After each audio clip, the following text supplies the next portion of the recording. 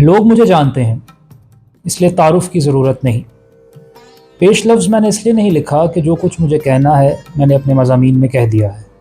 دباچہ یا مقدمہ میں نے اس لیے نہیں لکھوایا کہ میرے نزدیک یہ شابالے کی طرح مضحکہ خیز حد تک غیر ضروری اور غیر اہم ہے جو دلہا کے آگے یا پیچھے گھوڑے پر سجا بنا کر بٹھا دیا جاتا ہے۔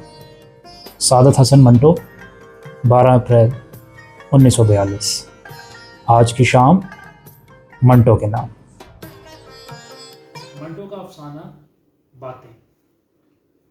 ممبئی آیا تھا کہ چند روز پرانے دوستوں کے ساتھ گزاروں گا اور اپنے تھکے ہوئے دماغ کو کچھ آرام پہنچاؤں گا، مگر یہاں پہنچتے ہی وہ جھٹکے لگے کہ راتوں کی نیند تک حرام ہو گئی۔ سیاسیات سے مجھے کوئی دلچسپی نہیں۔ لیڈروں اور دوا فروشوں کو میں ایک ہی زمرے میں شمار کرتا ہوں۔ لیڈری اور دوا فروشی یہ دونوں پیشے ہیں۔ دوا فروش اور لیڈر دونوں دوسروں کے نسخے استعمال کرتے ہیں۔ خیر، کہنا یہ کہ سیاسیات سے مجھے اتنی دلچسپی ہے جتنی گاندھی جی کو سینما سے۔ گاندھی جی سینما نہیں دیکھتے، میں اخبار نہیں پڑھتا۔ اصل میں ہم دونوں غلطی کرتے ہیں۔ گاندھی جی کو فلم ضرور دیکھنی چاہیے اور مجھے اخبار ضرور پڑھنے چاہیے۔ خیر صاحب ممبئی پہنچے، وہی بازار تھے، وہی گلیاں تھیں جن کے پتھروں پر 5 برس میرے نقش قدم بکھرتے رہے تھے۔ وہی ممبئی تھی جہاں میں 2 ہندو مسلم فساد دیکھ چکا تھا۔ وہی خوبصورت شہر تھا جس کے اندر میں نے کئی بے گناہ مسلمانوں اور ہندوؤں کے خون کے چھینٹے اٹھتے دیکھے تھے۔ وہی جگہ تھی جہاں کانگریس نے امتناع شراب کا قانون پاس کر کے ان ہزارہ مزدوروں کو بیکار کر دیا تھا جو تاڑی نکالتے تھے۔ وہی مقام تھا جہاں میں نے کئی دھوبیوں کو جو 12 گھنٹے پانی میں کھڑے رہتے تھے رات کو اپنے جسم میں گرمی پیدا کرنے کے لیے زہریلی اسپرٹ پیتے دیکھا تھا۔ وہی عروس البلاد تھی جس کے گھونگھٹ کا ایک حصہ ہریری اور دوسرا موٹے اور کھردرے ٹاٹ کا۔ وہی ممبئی تھا جہاں اونچی اونچی عمارات کے قدموں میں فٹ پاتھوں پر ہزارہا مخلوق رات کو سوتی ہے۔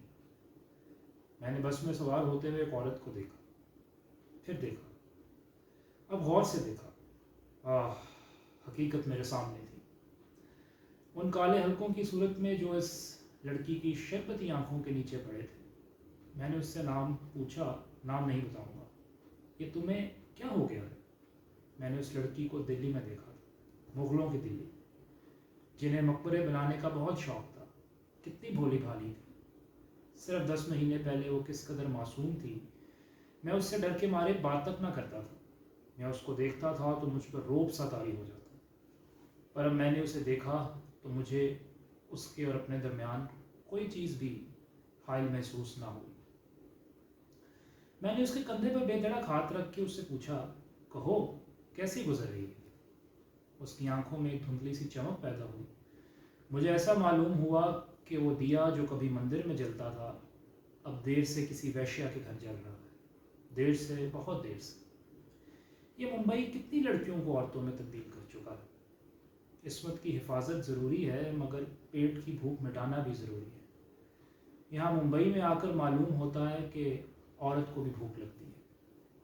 2 ہندو مسلم فساد اس شہر میں دیکھ چکا ہوں۔ بنائے فساد 2 ہی تھے، پرانی مندر اور مسجد، گائے اور سور۔ مندر اور مسجد اینٹوں کا ڈھیر، گائے اور سور گوشت کا ڈھیر۔ پر اس دفعہ ایک نیا فساد دیکھنے میں آیا۔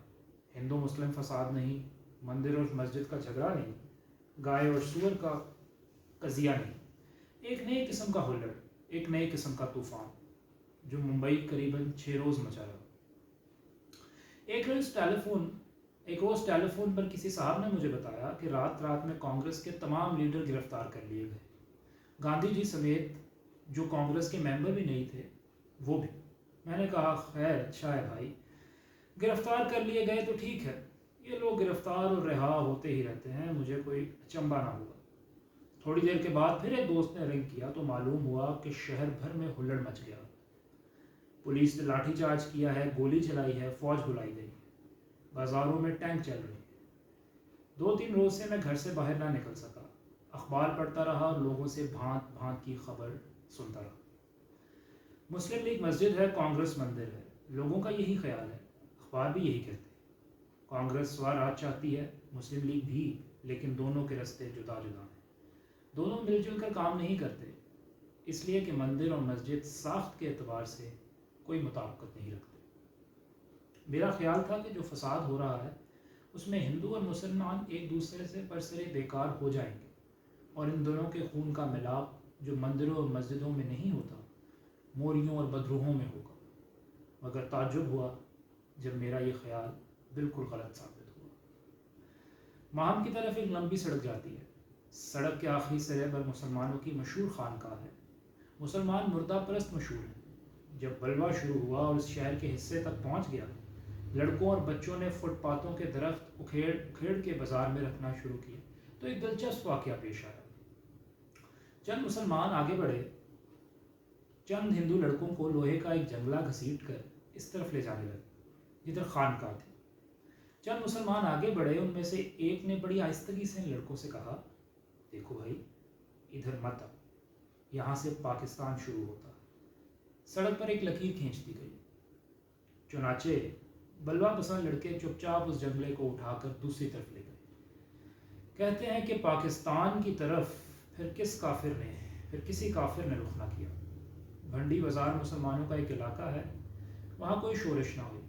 وہ مسلمان جو ہندو مسلم فساد میں سب سے پیش ہوتے تھے، اب ہوٹلوں میں چائے کی پیالیاں سامنے رکھ کر فساد کی باتیں کرتے ہیں اور ٹھنڈی سانسیں بھرتے ہیں۔ میں نے ایک مسلمان کو اپنے دوست سے کہتے سنا، ہمارے جناح صاحب دیکھیے ہمیں کب آرڈر دیتے ہیں۔ اس بلوے کا ایک لطیفہ سنیے۔ ایک سڑک پر ایک انگریز اپنی موٹر پر جا رہا تھا۔ چند آدمیوں نے اس کی موٹر روک لی۔ انگریز بہت گھبرا گیا۔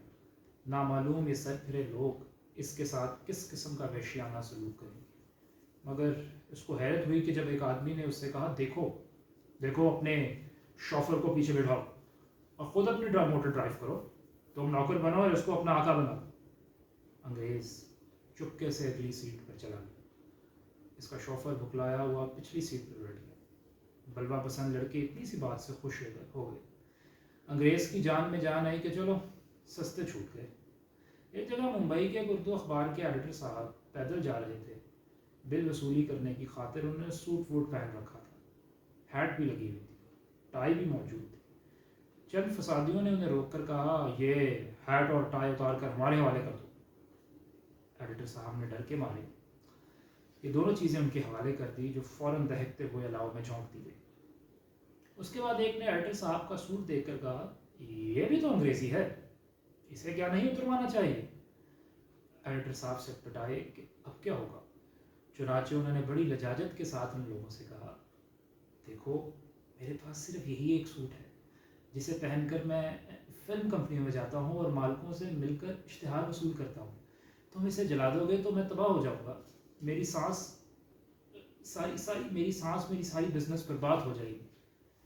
جس محلے میں رہتا ہوں وہاں کرسچن زیادہ آباد ہیں، ہر رنگ کے کرسچن، سیاہ فام کرسچنوں سے لے کر کورے چٹے تک آپ کو تمام شیڈ میں یہاں مل جائیں گے۔ جامنی رنگ کے کرسچن بھی میں نے یہاں دیکھے جو خود کو ہندوستان کے فاتح یعنی انگریزوں میں شمار کرتے ہیں۔ اس بلوے میں ان لوگوں کا میں نے برا حال دیکھا۔ پتلون میں مردوں اور اسکرٹس میں عورتوں کی پتلی ٹانگیں کامتی تھی۔ جب فساد کی خبریں آتی تو ڈر کے مارے مردوں نے ہیٹ لگانے چھوڑ دیے، ٹائیاں گلے سے الگ کر دی، عورتوں نے اسکرٹس اور فراک پہننا چھوڑ دیے اور ساڑیاں پہننی شروع کر دی۔ ہندو مسلم فساد کے دنوں میں ہم لوگ جب باہر کسی کام سے نکلتے تو اپنے ساتھ ٹوپیاں رکھتے تھے، ایک ہندو کیپ، دوسری رومی ٹوپی۔ جب مسلمانوں کے محلے سے گزرتے تو رومی ٹوپی پہن لیتے اور جب ہندوؤں کے محلے میں جاتے تو ہندو کیپ لگا لیتے۔ اس فساد میں ہم لوگوں نے گاندھی کیپ خریدی، یہ ہم جیب میں رکھ لیتے تھے، جہاں کہیں ضرورت محسوس ہوتی تو جھٹ سے پہن لیتے۔ پہلے مذہب سینوں میں ہوتا تھا، آج کل ٹوپیوں میں ہوتا ہے۔ سیاست بھی اب ٹوپیوں میں چلی آئی، زندہ باد ٹوپیاں۔ میرے سامنے دیوار پر ایک کلاک آویزا ہے، ابھی اس نے 12 بجائے ہیں۔ اس کا مطلب یہ ہے کہ 4 بجے، جب 4 کا وقت ہوگا تو یہ 12 بجے۔ اس میں کوئی خرابی واقع ہوگی۔ میں نے اب سوچنا شروع کیا تو مجھے اس کلاک میں اور ہماری عوام کی موجودہ حالت میں 100 گنا مماثلت نظر آتی ہے۔ کلاک کی طرح ان کے کل پرزوں پہ بھی کوئی خرابی ہے۔ یوں تو کلاک کی سوئیوں کی طرح وہ اپنا کام ٹھیک کرتے ہیں، لیکن ان کے فعل اور ان کی ظاہری نتیجے میں بہت تضاد ہوتا ہے، بالکل اسی کلاک کی مانند جو 12 کے عمل پر 4 دفعہ ٹن کرتا ہے اور 4 بجنے پر 12 दफ़ा 10